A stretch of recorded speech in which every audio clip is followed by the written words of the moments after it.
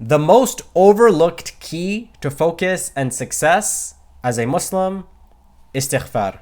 It's so simple. Sometimes we feel like it's too easy. You just say astaghfirullah, astaghfirullah, astaghfirullah. But let's break it down. Why is it so crucial for all of us in our daily lives? Now, Ramadan comes and goes. Ramadan is 30 days of the year. When it comes, we feel amazing. We feel like, oh, we're living our purpose. We're living our life. It's a lot easier to stay away from sin. It's easier to worship. But outside of Ramadan, it's not easy.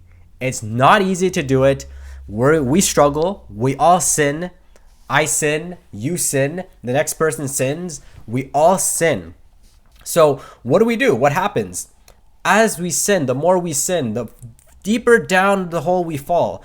And when we fall down to a certain point, it comes to a certain point where we just feel like we can't get out of it. We just can't get out of this hole.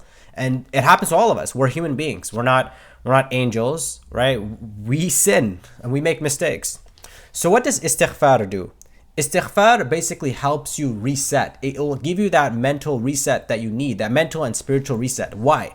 Because when you make istighfar, you're acknowledging that you made a mistake and you're asking Allah for forgiveness, right?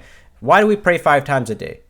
The reason why we pray 5 times a day as Muslims is because it brings us back to our purpose. It brings us back to Allah, and it helps us understand that whatever is in this life doesn't matter. We sin, we do this, but no matter how far down the hole we go, we pray.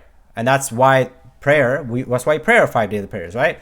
And that's the reason why we go for Jum'ah on Fridays, because that reminds us again. It's another reminder. Ramadan, why is Ramadan? Another reminder. Why are there certain days that we have Sunnah fasts? Those are certain days where we're reminded again. So all these different acts, it always takes us back to Allah. But it's not just because we want Jannah. No, because it's also helping us establish a connection with Allah. And then as a result, it's going to improve our daily lives. So istighfar is that kind of thing where when you do your istighfar consistently, right, minimum 100 times, when you do istighfar consistently, you're acknowledging that Allah is the one, right? The one who can forgive you. And you're acknowledging that I'm a human being. I'm not perfect. I will sin. Please forgive me. And what I found with istighfar, sometimes when you do it, when you start to do more and more istighfar, what happens is sometimes when you get tempted to do a certain sin, you may not even do that sin again because you feel like, oh, you make istighfar. You're like, I'm asking Allah for forgiveness. Why am I going to do this, right?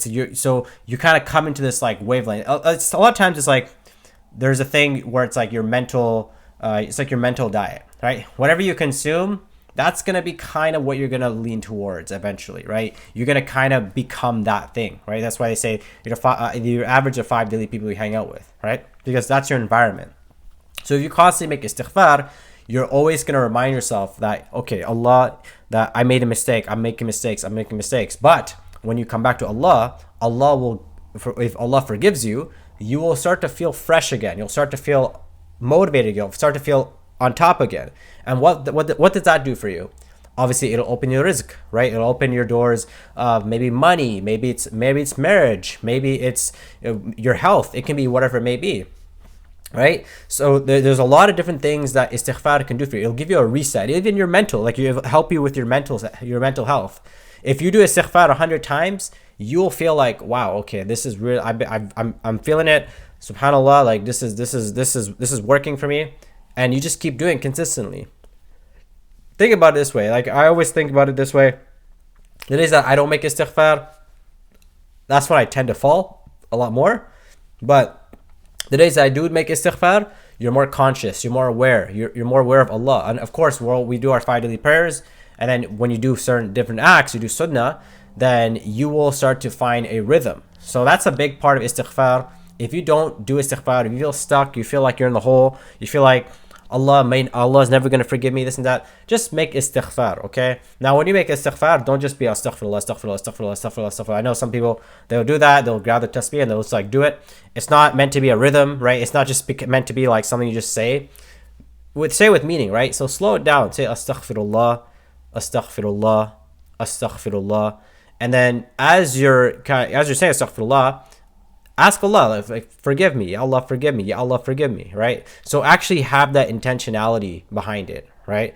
So that is a huge one. Like, that's funny because there's like non-Muslim book. I forgot what it's called, but it was a book that basically was talking about how he was looking at a mirror and then he just kept saying, I love myself, I love myself, I love myself, I love myself, I love myself, right? He's just doing that in the mirror, right? And there's another book what's called like what to say when you talk to yourself. And what they found for them is it actually helps them increase their confidence and it gives them a boost, right? Now, as Muslims, we have dhikr, we have istighfar, we have all these different things. Why? Because we're human beings. Why? If I tell myself I'm this, I'm this, I'm this, I'm this, I'm this, it's good to have self-confidence, but ultimately I'm not this unless Allah grants it to me. So as Muslims, we always put Allah first, and then everything else comes secondary. Whatever happens is fi sabilillah. So that is a big thing. But the concept of this is what you say can really impact your life as a whole, right? So even if you have negative thoughts, you start thinking negatively about things, then you're gonna fall into that cycle. But imagine if you're saying istighfar every single day, you're doing Quran, you're doing istighfar, you're doing salah, you're doing it consistently, and you're actively doing it.